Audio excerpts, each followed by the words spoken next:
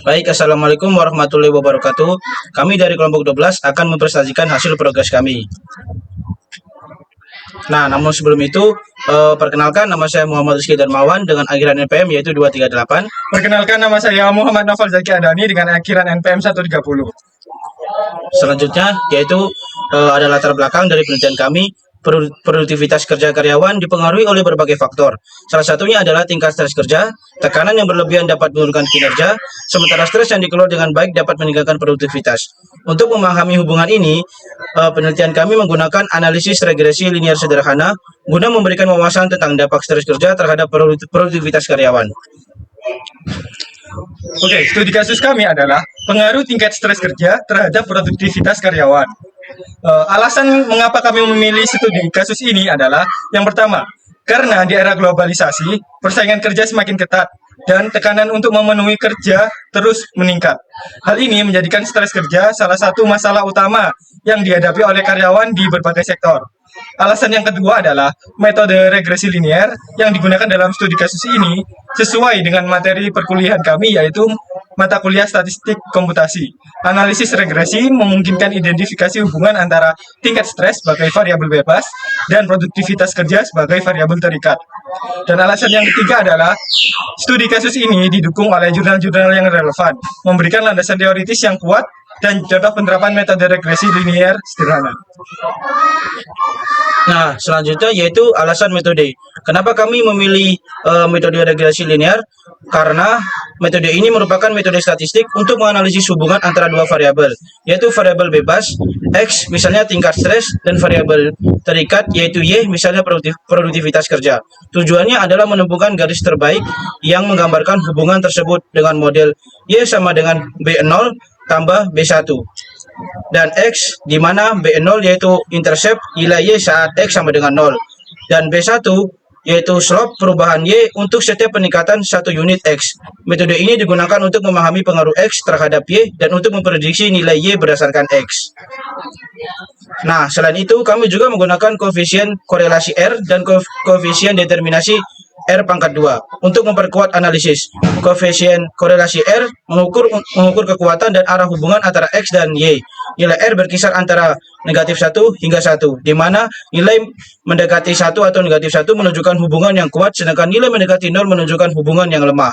Koefisien determinasi R pangkat 2 mengukur seberapa variabilitas Y yang dapat dijelaskan oleh X. Nilainya berkisar antara 0 hingga 1. Dengan nilai yang lebih tinggi, menunjukkan model regresi lebih baik dalam menjelaskan hubungan antara X dan Y. Metode ini digunakan tidak hanya untuk memahami pengaruh X terhadap Y, tetapi juga untuk memprediksi nilai Y berdasarkan X, serta mengevaluasi kualitas hubungan tersebut melalui R dan R pangkat 2. Oke, jadi studi referensi kami menemukan jurnal yang berkaitan dengan studi kasus kami, yaitu jurnal yang berjudul Analisis Pengaruh Stres Kerja Terhadap Produktivitas Kerja Masyarakat Kecamatan Luar Kabupaten Magelang oleh Aryani dan Hanung Eka Atmaja menggunakan pendekatan kuantitatif dengan metode regresi linear sederhana. Penelitian ini melibatkan 34 responden yang dipilih secara purposive sampling. Dengan data dikumpulkan melalui kuesioner online, hasil penelitian menunjukkan bahwa stres kerja memiliki pengaruh negatif signifikan terhadap produktivitas kerja. Dengan koefisien korelasi atau R sebesar 0,572 dan koefisiensi determinasi sebesar 0,327. Artinya, 32,7% variabilitas produktivitas kerja dijelaskan oleh stres kerja. Sementara sisanya dipengaruhi oleh faktor lain. Studi ini menunjukkan relevansi penggunaan regresi linear sederhana dalam analisis hubungan antara stres kerja dan produktivitas yang sejalan dengan pendekatan studi kasus kami. Nah, selanjutnya yaitu bahasa program. Bahasa program yang kami pilih yaitu bahasa C. Nah, kenapa kami memilih bahasa C? Karena telah mempelajari secara intensif pada mata kuliah lain, sehingga lebih familiar dengan sintaks, konsep, dan implementasi algoritma. Penggunaan bahasa C membuat proses pengembangan program menjadi lebih efisien dan terarah. Selain itu, pemilihan ini memberikan kesempatan untuk mengaplikasikan pemahaman konsep pemrograman yang telah dipelajari dalam konteks statistik komputasi secara langsung. Oke, selanjutnya adalah progres dari kode program kami. Yang pertama, dalam program kami terdapat fungsi main. Fungsi main bertugas untuk menghitung rata-rata dari sebuah array yaitu X atau Y. Fungsi ini menjumlahkan semua elemen dalam array dan membaginya dengan jumlah elemen N. Mengembalikan rata-rata sebagai hasilnya, fungsi ini digunakan dalam perhitungan parameter regresi. Nah, selanjutnya yaitu ada fungsi regresi, yang dimana ini digunakan untuk menghitung dua parameter utama dalam modul regresi linear, yaitu slope B1 dan intercept B0. Slope B1 menunjukkan tingkat perubahan variabel terikat Y untuk setiap satu unit perubahan dalam variabel bebas X. Sedangkan intercept B0 menunjukkan nilai Y saat X sama dengan 0. Fungsi ini menggunakan hasil dari main untuk menghitung penyebut varians X dan pembilang covariance antara X dan Y sesuai dengan rumus regresi linear sederhana. Oke, yang terakhir ada fungsi main atau fungsi utama dari program ini. Jadi, fungsi main adalah fungsi utama yang mengontrol alur program. Fungsi ini meminta input jumlah data N serta pasangan nilai X dan Y dari pengguna, lalu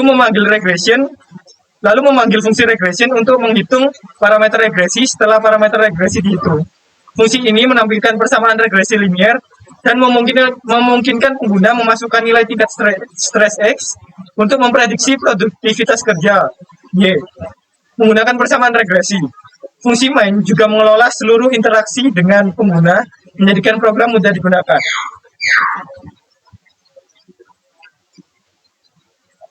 Nah, di sini ada output program, yang dimana program ini menggunakan regresi linear sederhana untuk memodelkan hubungan antara tingkat stres kerja X dan produktivitas kerja Y. Berdasarkan data input, model regresi yang dihasilkan adalah Y sama dengan 58.000 sampai 0,60, yang menunjukkan hubungan negatif antara stres dan produktivitas, di mana produktivitas menurun sebesar 0,60. Untuk setiap peningkatan satu unit stres, ketika tingkat stres sebesar 20 dimasukkan, program berisi produktivitas kerja sebesar 46.000. Hasil ini menggambarkan bahwa semakin tinggi tingkat stres, semakin rendah produktivitas kerja. Oke, tadi adalah progres kami. Kedepannya, kami akan menambahkan pada program kami untuk validasi input, yaitu ketika user menginputkan data sebanyak 1, maka user akan diminta untuk menginputkan kembali. Karena untuk menghitung regresi linear harus diperlukan data lebih dari 1. Dan juga program akan ditambahkan juga validasi agar data yang diinputkan tidak sama. Seperti peraturan pada regresi linear. Dan juga kita akan menambahkan perhitungan koefisiensi korelasi dan koefisiensi determinasi untuk memperkuat analisis pada studi kasus kami. Sekian presentasi dari kami. Kami ucapkan wassalamualaikum warahmatullahi wabarakatuh.